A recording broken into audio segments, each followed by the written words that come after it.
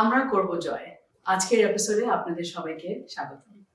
আজকে আমাদের এপিসোডে আমরা ডিসকাস করব how Islam addresses mental health issues.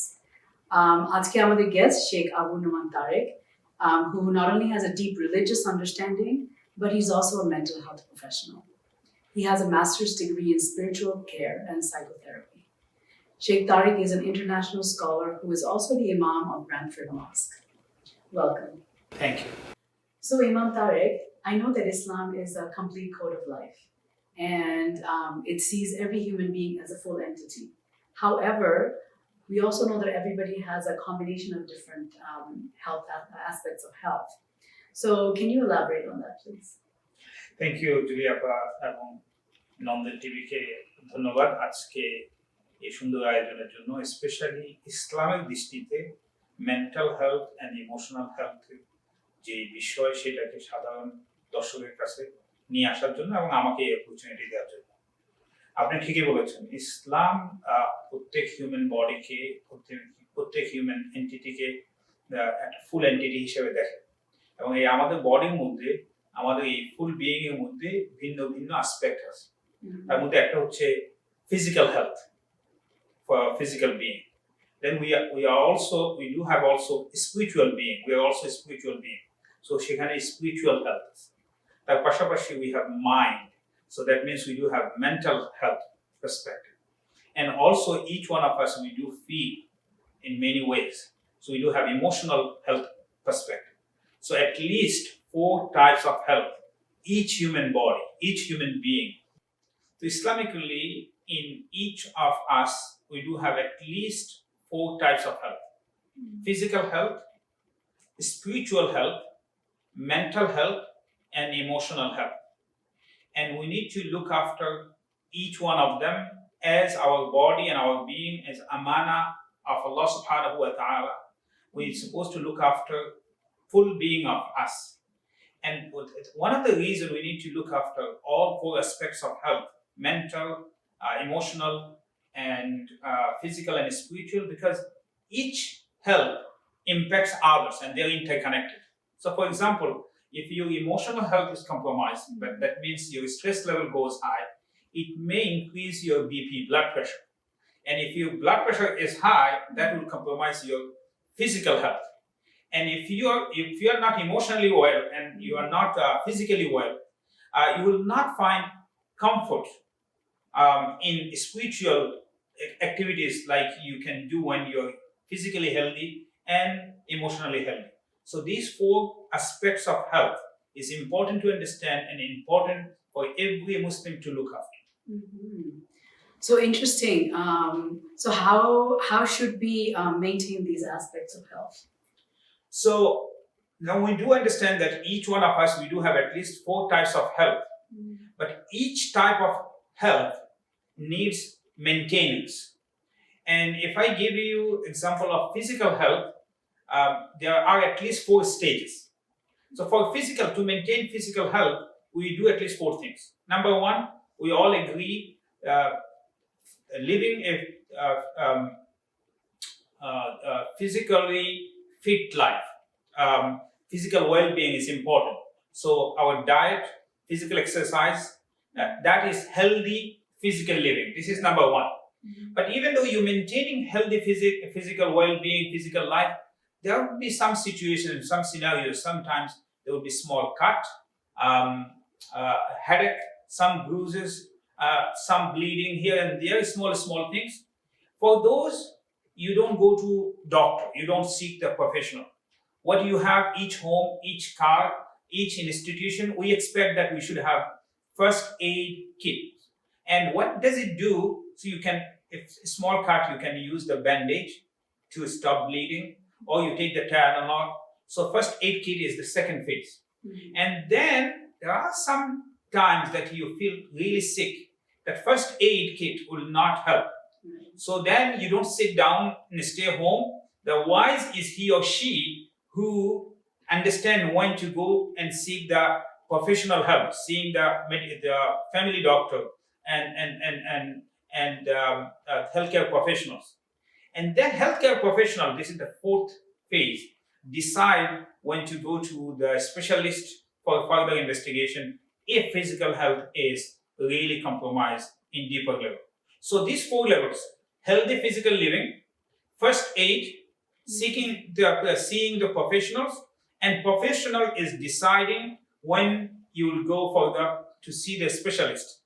That we all understand for physical health, and that these 4 steps should be maintained for your spiritual health, spiritual healthy living, first aid, seeing professional will send you the specialist. And I claim, and I request all of you, we need to understand this same 4 steps of healthy living for your emotional healthy living. Do something every day to be emotionally healthy, right? From your diet to exercise, everything, every day we need to look after that we do something for our emotional health. And when your emotional health compromised, each one of us, we need to have certain knowledge about first aid for emotional health. So you know how to make emotional bandage, or how to take Tylenol for emotional headache. And know that there will be situation that your first aid kit will not help. So you need to seek the professional help for your emotional health. And many of us, we take 7 years before we see professional help for emotional health. This is not acceptable. So what we are asking, dear brothers and sisters, like whenever you need to see the doctor, you see the doctor for your physical health, for your emotional health. Also, as third step of this, seek the professional counselors. Talk to one of the mental health or emotional health professionals, and they will decide. They will guide you to go through. If in case, may Allah give all of you help, they will decide to see the specialist, and the specialist may find some disorder in one of you, or 2 of you, or some of you, and that will help you to preserve your emotional integrity and mental health well-being. So these 4 steps are very important. Healthy emotional living, emotional first aid, seeking professional help, and professional decide for further investigation. Wow. Really interesting how you differentiated emotional and mental health. Can you elaborate a little bit on that? Because I think for our viewers, it'd be really... So this is another important question, very good question, that we need to understand there is a difference between mental health and emotional health. Because as soon as we talk about mental health, অথবা মানসিক সমস্যার কথা, অনেকে মনে করে যে আমি তো পাগল না, I'm not crazy, I'm not insane, so I don't need to see any professional, I don't have any disorder, mental disorder. But what we're saying, this is, please pay attention to my next phrase. You can be mentally sound but emotionally challenged. So to seek emotional help and to be emotionally healthy, you don't need to be mentally crazy. So what is important to understand here, that if every day we cry, we smile, we laugh, we feel pain, and we feel different kind of feelings, those are not necessarily our mental health challenges. It's part of our emotional being. Now, problem is sometimes it goes out of the limit, and we do not know where to stop. So how to maintain that emotional health within the limit, that is emotional health. And if you do not know how to control it, and it goes sometimes because of other factors, goes out of control, that could be under another area, it's mental health. What we're saying, each one of us, we need to understand how should we control or manage our emotional health and achieve emotional intelligence. So this is very important from Islamic perspective to differentiate mental health and emotional health. And emotional health is a need for everyone, and mental sickness could be only for a few people. Wow, I never realized that someone can be mentally sound but emotionally challenged. So how does Islam support it? Can you give us some examples? So to understand how mental health is different than emotional health, I can take one example from the first revelation of Rasulullah sallallahu alaihi wasallam. So what happened, for the first time Rasulullah sallallahu alaihi wasallam received the revelation, first 5 verses of the Quran, famous incident all of you know, so I will not give you the story.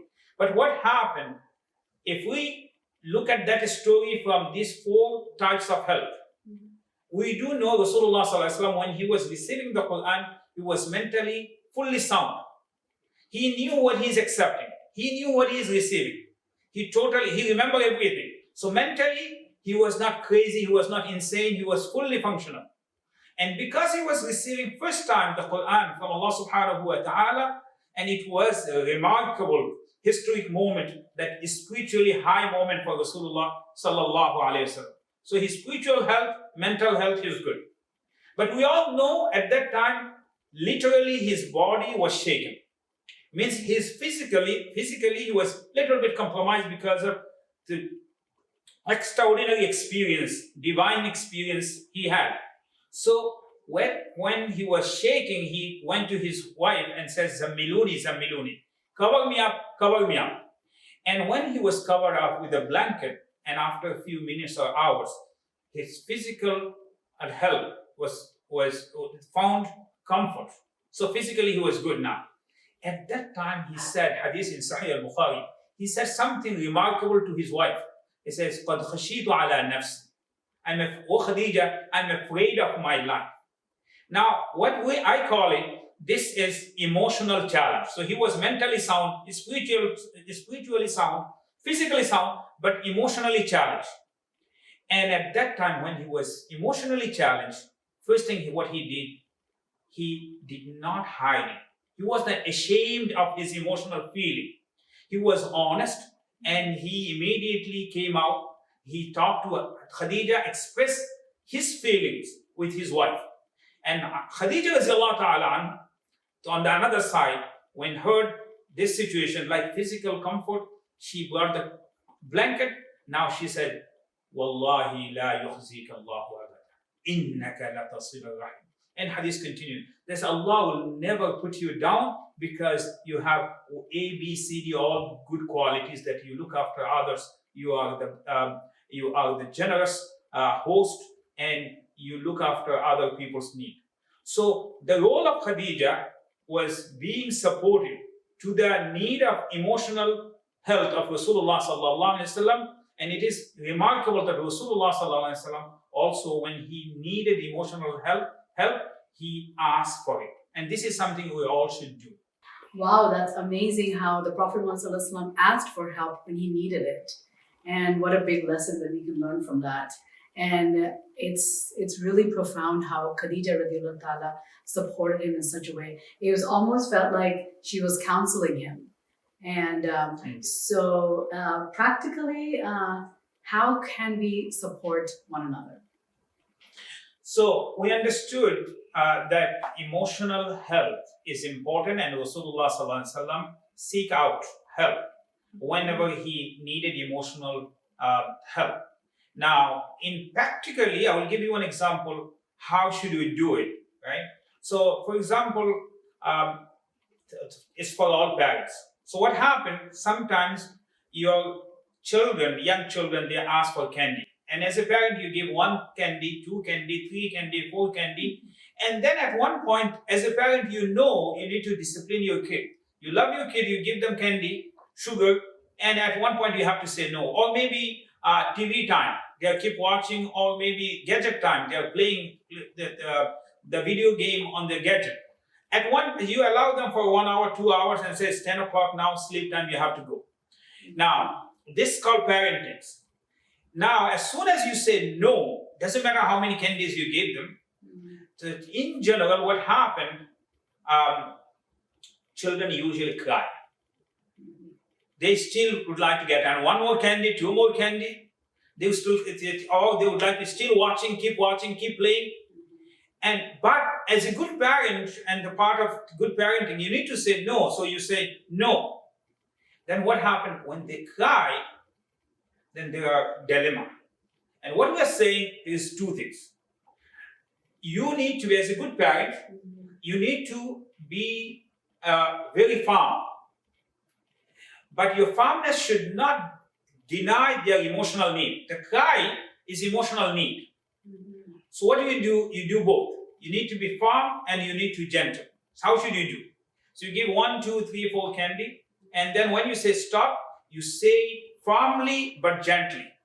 And after saying gently, you are giving them this message to them that I know I'm not going to give you more candy, but I still love you. So no more candy means parenting. I still love you means emotional health and emotional healing. Wow. So this most of the time we do opposite. We stop, and then when they cry, say, why are you crying? It does not even make sense. We already get 10 candies. And what happened? Now children do not understand he's not going to get more candy. What he understands, my mother does not love me. And how can you express your love to fulfill that emotional need? You say, no, you cannot get candy, but I still do love you. And that's because of my love, I'm not going to give you candy. Okay, allow me to give you a hug or something like this. So, or just wipe their tears. You need to find the balance between these two. And most of the time, we deny the second one, emotional part. We deny their cry. We question their cry. We question why you're crying. We should not question. We need to address that part, and that is also from Islamic perspective. So আপনি বলতে চাচ্ছেন যে যখন বাচ্চারা যদি বলে নামাজ পড়বো না বা কোরআন ক্লাসে যাব না, আপনি ওরা কান্নাকাটি করলে আমরা বলবো যে না যেতেই হবে, so but give me a hug. So this is very real question, right? It happens. It's a story of every home. It happens real life. Yeah. So what we are saying is that we need to find the balance, and we need to know what to do when. So here is one example from the life of Rasulullah sallallahu alaihi wasallam. A young man came to Rasulullah sallallahu alaihi wasallam, and he asked, "Ya Rasulullah sallallahu alaihi wasallam, give me permission to commit zina, adultery." Now this is huge question. Young man, and he came in public. Rasulullah sallallahu alaihi wasallam was accompanied by many other people, and he was asking to commit zina, taking permission from Rasulullah sallallahu alaihi wasallam for committing zina, right? And asking this question in public, and we don't talk about this in public anyway. Absolutely. Imagine that your imam is sitting, and all parents are sitting. Suddenly, your child came to the imam and saying, "Imam, give me permission to commit zina." How would you feel? Everyone was angry. Shh, don't talk about it. We don't talk about those things in public. Rasulullah sallallahu alaihi wasallam, however, understood the need of this child. This child did not need at that time the theological instruction that, didn't you know this is haram? Right? وَلَا تَقْرَبُوا الزِّنَا إِنَّهُ كَانَ فَاحِشَةً وَمَقْتًا وَسَاءَ سَبِيلًا. And those all are valid. But Rasulullah sallallahu alaihi wasallam যেটা আজকে আমরা এখানে বলছি, যে emotional হেলথের ক্ষেত্রে আমরা প্যারেন্টসরা কিভাবে বলবো, আপনি দুইটা জিনিস আলাদা করবেন। একটা জিনিস হচ্ছে কোনটা সঠিক কোনটা বেঠিক, এটা আপনি শিখাবেন। নামাজ পড়তে হবে শিখাবেন, রোজা রাখতে হবে শিখাবেন, মসজিদে যেতে হবে শিখাবেন। But there are times that these are not educational time. These are emotional time.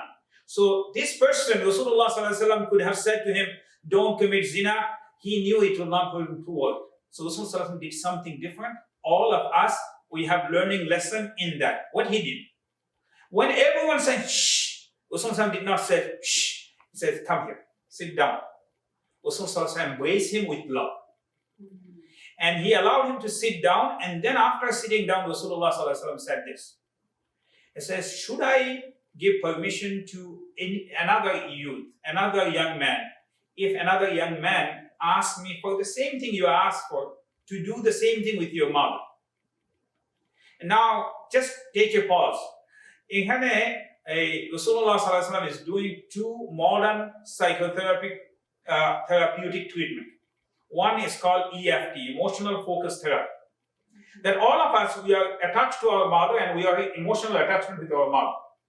Second thing, he was doing CBT, cognitive behavioral therapy. And that is another topic in another session we'll talk about, inshallah. What does cognitive therapy and how Islam supports it. But it is about changing your thoughts about any idea. So what Rasulullah sallallahu alaihi wasallam did, instead of shutting him off, teaching him halal and haram, he said, "What do you think? Should I give permission to another person if he asks me for the same thing to do with your mother?" He says, "No." Rasulullah sallam continued, how about with your khala? He says, no. With your aunt? He says, no. How about with your sister? Rasulullah sallam keep asking this logical question. He wanted to get the permission from Rasulullah sallallahu alaihi wasallam. Rasulullah sallallahu alaihi wasallam shifted the conversation, gave him authority to take the decision for himself. In modern psychotherapy, it says the counselor, as counselor, we should not work for others. We should work with others. We should not make the decision for others. We should empower others to make decision for themselves. Rasulullah sallallahu alaihi wasallam allowed this young man eventually to make his decision. Eventually he said, no, I see the point and I will never ask for it because this is not good. So যখন আপনাকে নামাজের জন্য বলবে, যখন আপনাকে রোজার জন্য বলবে, মসজিদে যেতে বলবেন, আপনি বলবেন, বাচ্চাকে আপনি বলবেন, বলার পরে সে যদি না করে, so then আপনি কি করবেন? আপনি তখন টপিক চেঞ্জ করে দেখবেন যে লজিক্যালি, ইমোশনালি কিভাবে তাকে কেন সে যাইতে মানা করতেছে? What is underneath cause of it? Right? Does not he understand importance of going to the masjid? Or in masjid, maybe he has some issues with another teacher. Maybe teacher was abusive or teacher was not understanding. So you need to go a little bit beyond and change the conversation. Bring the child to the conversation. Listen to him. What his real cause? Let him feel that you do care, and let him feel what you see. Maybe he will see the same thing from different perspective. So this is what we are talking about. Not talk about all the time halal and haram. Also talk about the need of love and understanding by addressing their emotional need the way Rasulullah sallallahu alaihi wasallam did. Wow. I think, Imam Tariq, what you're saying is that to have a balanced life, this example is coming to my head, when we are targeted to lose weight, for example, we have to go to the gym every day, say no to the cupcakes and the cheesecakes every day, and then eventually it gets easier. So it takes time for us to build our emotional intelligence and mental health for us to be living a healthy life. So thank you so much for shedding new light and helping us understand the importance of mental health. And we're almost at the end of our show. And we'd like to know, do you have any closing thoughts? Thank you so much, Julia and Nandan TV for giving me this opportunity. আজকের এই প্রোগ্রামের পুরো উদ্দেশ্যটা হচ্ছে এটা, Islamic দৃষ্টিকোণ থেকে emotional হেলথের আন্ডারস্ট্যান্ডিংটা বোঝা। আমরা বুঝছি যে ফিজিক্যাল হেলথের মতো, স্পিরিচুয়াল হেলথের মতো ইমোশনাল হেলথও ইম্পর্টেন্ট, এবং এই জন্য চারটা জিনিস সকলকে করতে হবে। We do need to know that what is healthy emotional living, and we must have emotional first aid, and we must seek help, seek help for emotional health whenever from the professionals, whenever is needed. আচ্ছা, এখানে একটা কথা খুব বেশি clear করে আমি সকলকে বলে দিতে চাই, আপনার ইমোশনাল হেলথের যখন হেল্প দরকার হবে, এর মানে আপনি পাগল না। You can be mentally sound but emotionally challenged. And that is the need of every child. That is the need in our home by every wife, every husband, because our husband, they are earning money, our sisters, they are earning money. Many of us, we do have the houses, but we forgot to make our homes because we do not look after and we do not understand the emotional need of one another. So the time to act is now, to understand that each one of us, we have in your children, your daughter, your husband, your wife, your mother, your father, each one of them has one integral part of themselves. It's called emotional being. And beside their physical need, beside their spiritual need, beside their financial need, their psychological and emotional need should be looked after. And for that, healthy dialogue, healthy time spending, healthy understanding of emotional health, that conversation should come to the dining table. That conversation should come to your mind, and talk to one another openly, honestly, right now. Otherwise, maybe if we do not look after our emotional health, maybe it slowly grow into a level that could be chronic disease of emotional health that could be a disorder which at one point we may lose our beloved one. Before we get to this, as our Islamic commitment, it is demand of our faith. Let us talk about importance of emotional health of every single member of our household. And if you start this conversation at your home, this episode will be successful. And further conversation will come to another episode, inshallah. Jazakumullah khair. Thank you so much. Thank you. With that, thank you very much, Imam Tariq, for taking the time to spread this awareness. And Darshok, we all wish you mentally, spiritually, physically, and emotionally happy lives. Till next time, bhalo thakun.